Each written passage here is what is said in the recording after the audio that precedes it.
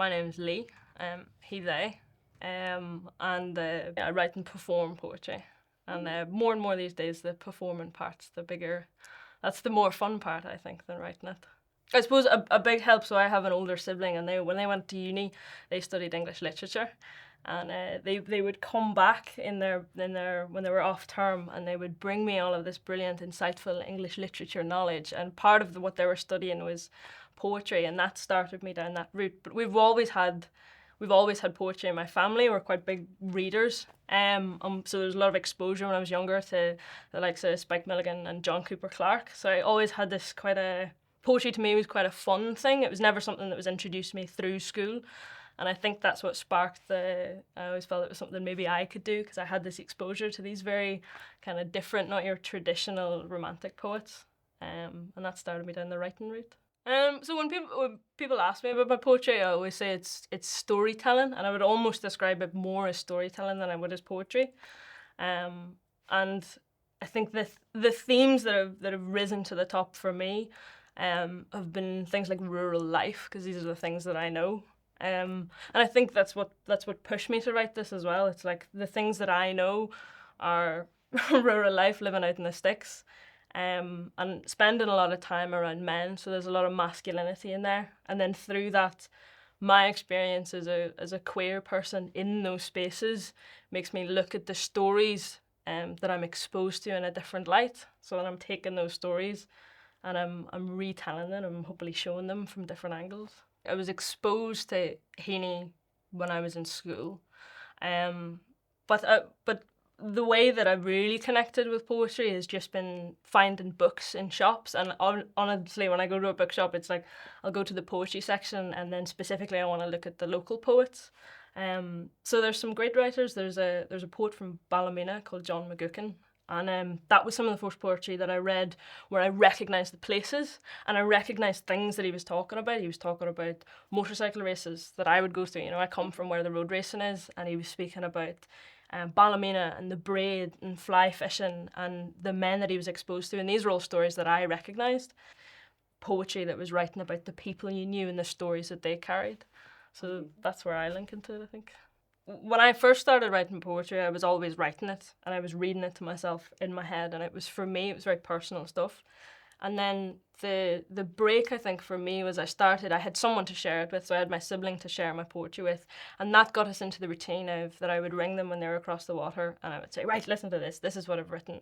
And that's because there was no way of, you could send them a copy of it, but usually I was so eager to get their initial response that I had to ring them. I didn't just want to text, I wanted to ring them.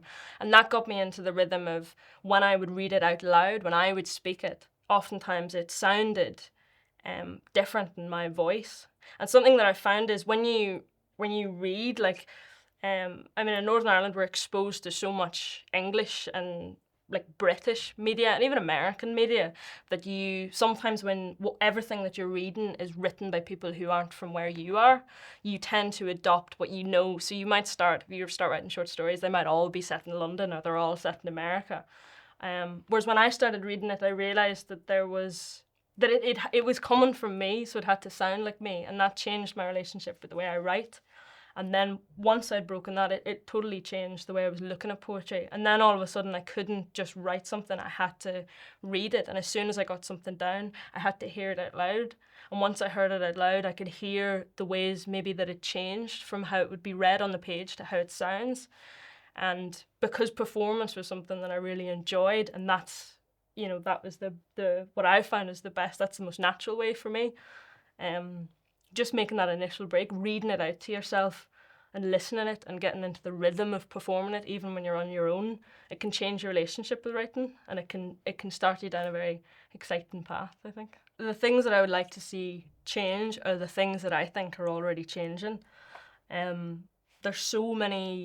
I think there's been so many poets now that when they're performing, they're having confidence in the way that they sound because they're hearing other people that sound like them. So there's a relationship with, it's not being ashamed of whether it's an accent or whether it's like speaking the wrong way around. Sometimes there's stigma with the way that people talk and associating it with certain places, whether you really sound like you're from West Belfast or you really sound like a culture.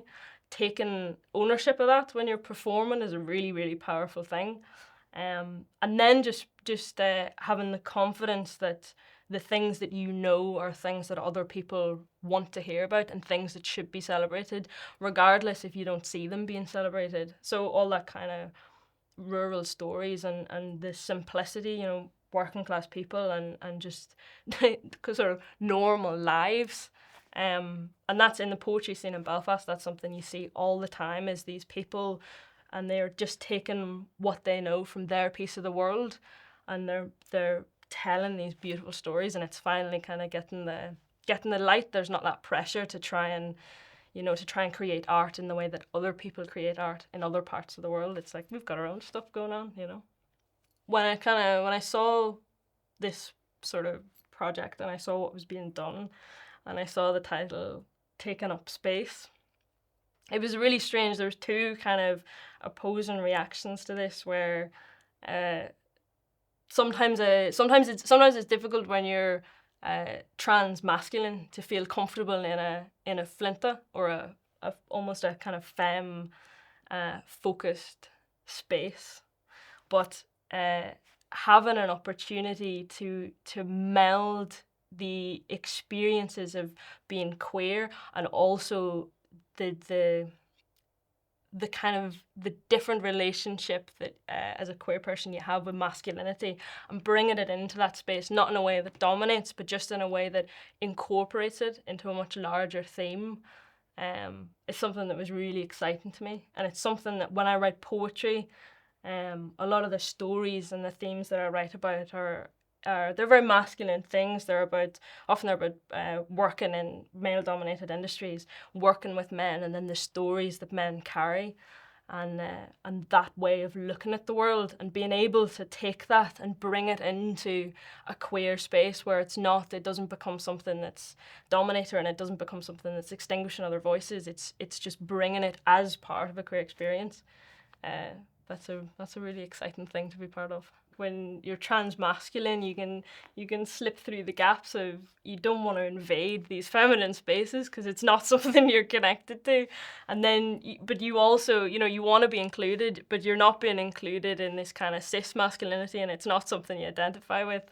And then you're trying to involve yourself, but you're also trying to involve yourself without being seen as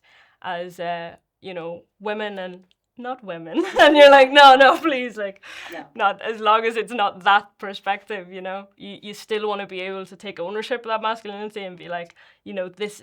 And sometimes it is like, this isn't a space that I'm massively comfortable in, but it's still a space that, there needs to be some kind of fusion, because there are these experiences where they overlap, and you're like, actually, I am experiencing misogyny, or, actually I am experiencing the effects of toxic masculinity, even if this is also, it's this love-hate, even if this is this thing in this world that I do belong in, and I am part of, So I'm not currently published, and I don't self-publish, so the easiest way to find me is to go to your local poetry open mic, which is a massive plug, and there's many open mics that I could plug, because I think they're all brilliant. So if you just